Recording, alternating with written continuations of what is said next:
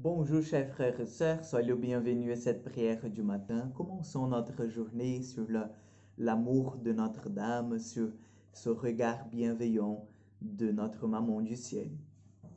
Au nom du Père, du Fils et du Saint-Esprit, Amen.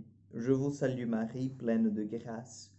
Le Seigneur est avec vous, vous êtes bénie entre toutes les femmes, Jésus, le fruit de vos entrailles, est béni. Sainte Marie, Mère de Dieu, priez pour nous pauvres pécheurs, maintenant et à l'heure de notre mort. Amen. Notre-Dame du Mont Carmel, priez pour nous. Aujourd'hui, nous fêtons, chers frères et sœurs, les saints Corneille et Cyprien, qui sont des saints en fait du IIIe siècle. Vous voyez, donc ce sont nos pionniers, on peut dire nos patriarches dans la foi, dans ce sens-là, parce qu'ils ont fait partie de ce cycle de premiers chrétiens et qui ont donné leur sang, ont donné leur témoignage jusqu'au bout de leur vie. Nous voyons parmi les deux, en fait, Corneille était pape de l'Église et Cyprien était évêque, donc l'évêque de Carthage, et tous les deux ont travaillé pour l'unité des chrétiens.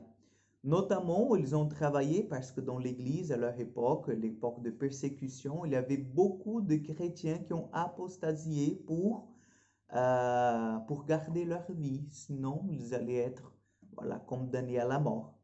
Et puis, après avoir passé l'époque de la persécution, l'Église se trouvait dans un impasse. Parce que comment est-ce qu'on fait? Il y a des chrétiens qui ont témoigné jusqu'au bout et qui ont perdu leur vie ou ont perdu leurs biens, parce qu'il y avait à l'époque des biens qui étaient confisqués.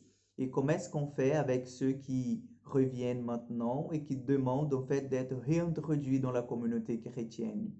Ben voilà, donc Corneille et Cyprien ont travaillé pour que ces chrétiens-là soient pardonnés, soient réintroduits dans la communauté, mais bien sûr, mais qu'ils aient vraiment, qu'ils démontrent qu'ils avaient une repentance sincère de cœur. Donc demandons l'intercession aujourd'hui de Saint Cyprien et aussi de Corneille, évêque, le pape et évêque de l'Église au IIIe siècle. Et nous allons méditer sur l'évangile de Luc, chapitre 7, verset 40 suivant. Jésus, prenant la parole, lui dit, Simon, j'ai quelque chose à te dire. Parle, maître. Jésus reprit, un créancier avait deux débiteurs. Le premier lui devait 500 pièces d'argent, l'autre 50. Comme ni l'un ni l'autre ne pouvait les rembourser, il en fit grâce à tous les deux. Lequel de deux l'aimera davantage? Simon répondit, je suppose que c'est celui à qui on a fait grâce de la plus grande dette. Tu as raison, lui dit Jésus. Il se tourna vers la femme et dit à Simon, tu vois cette femme? Je suis entré dans ta maison et tu ne m'as pas versé de l'eau sur les pieds. Et elle les a mouillés de ses larmes et essuyés avec ses cheveux. Tu n'as pas embrassé, elle, depuis qu'elle est entrée, n'a pas cessé d'embrasser mes pieds.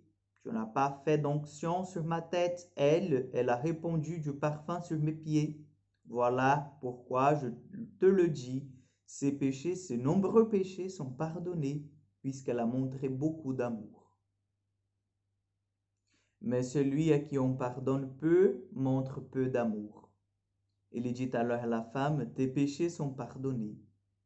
Les convives se mirent à dire en eux-mêmes, qui est cet homme qui va jusqu'à pardonner les péchés? Jésus dit alors à la femme, ta foi t'a sauvée, va en paix. Acclamons la parole de Dieu. Oui, chers frères et sœurs, je pense que le message d'aujourd'hui il est très simple, il est direct. Nous ne pouvons pardonner que, en fait, si nous avons de l'amour dans nos cœurs. Et nous ne pouvons être pardonnés que si nous avons montré beaucoup d'amour.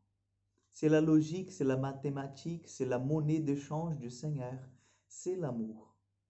C'est notre capacité d'aimer et d'être aimé. C'est notre capacité, en fait, de recevoir cet amour, d'accueillir cet amour du Seigneur et aussi de le répandre dans notre société. Donc, vraiment aujourd'hui, Jésus nous invite à ne pas rester dans une chaîne de haine, à ne pas rester dans un mouvement de fermeture du cœur, mais d'aller en avance. Nous sommes invités à pardonner, nous sommes invités, comme Corneille et Cyprien, à réintroduire nos frères dans la communion, à ne pas juger sur un acte spécifique ponctuel de gens, mais à entrer encore plus dans ce que c'est le mystère de la grandeur de la personne humaine. Donc demandons au Seigneur aujourd'hui qu'il nous aide à accomplir notre vocation de chrétien.